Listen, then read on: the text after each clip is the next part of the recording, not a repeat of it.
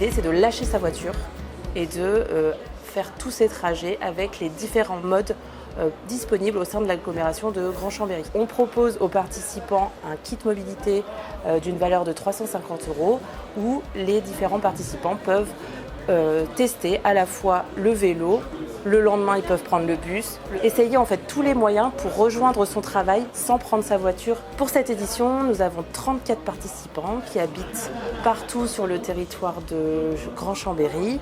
On a même quelques personnes qui sont dans les territoires voisins mais qui viennent travailler au sein de Grand Chambéry. Le fait de rentrer du travail en vélo ou à pied permet de davantage décompresser de sa journée.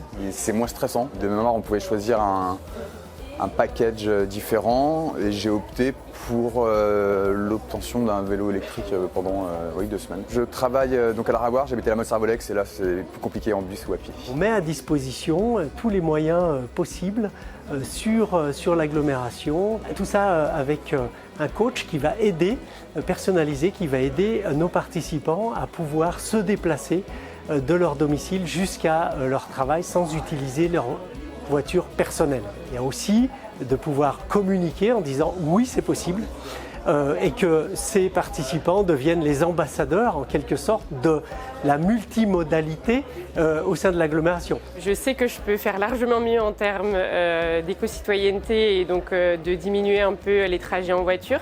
Là ce soir c'est l'occasion effectivement de voir un peu tout ce qui est possible pour nous, donc c'est une belle soirée et c'est l'occasion pour nous d'avoir un maximum de renseignements. Donc, chouette. J'aurai la marche si le temps s'y prête et sinon le bus et le vélo électrique. On nous met à disposition la carte Oura du coup pour les déplacements en bus. J'ai aussi pris l'option d'un vélo électrique. Donc voilà, tout est mis en place et il n'y a plus qu'à. En fait, on n'a pas un profil type aujourd'hui de participants. On a vraiment des gens qui ont aussi des démarches différentes, qui ont par exemple des problématiques économiques. Pas forcément que des problématiques écologiques, bien sûr l'écologie, on a envie tous de faire un effort, mais qui veulent aussi avec l'augmentation du prix de l'essence, changer leurs habitudes, laisser un peu plus la voiture au garage. Donc le défi dure 15 jours, on a une soirée de clôture pour justement que les participants échangent un petit peu sur cette expérience.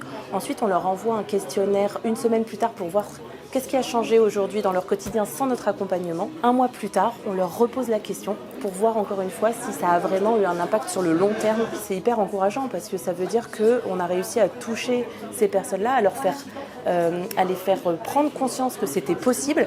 Et même si ils n'en sont pas dans l'obligation de complètement lâcher leur voiture, qu'on peut avoir une multitude de façons de se déplacer et que la voiture n'est pas la solution obligatoire.